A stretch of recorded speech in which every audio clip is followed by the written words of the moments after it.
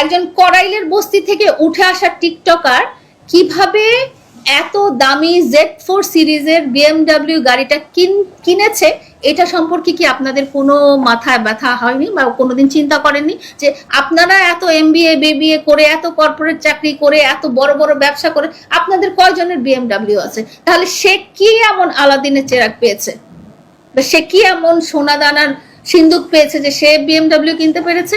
সে কি কাজ করেছে?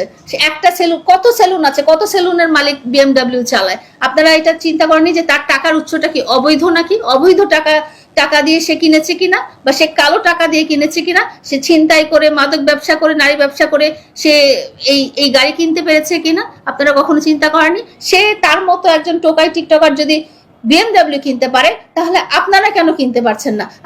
আপনারা যখন রাফসান গাড়িটা কিনেছিল তখন আপনারা সবাই চিন্তা করে গেছেন, কিন্তু রাফসানেরও তো একটা ব্যাকগ্রাউন্ড ছিল, রাফসানেরও তো ঢাকায় বাড়ি আছে, রাফসানের বাবা উচ্চপদস্থ সামরিক কর্মকর্তা, রাফসান নিজে উচ্চ শিক্ষিত, নিজে অনেক টাকা আর্ন করে, সে একটা অডি গাড়ি কিনেছিল, তখন আপনারা হুলস্থুল পড়ে গেছেন। এখন আপনারা টিকটকার প্রিন্স মামুনকে কিভাবে বাহবা দিচ্ছেন?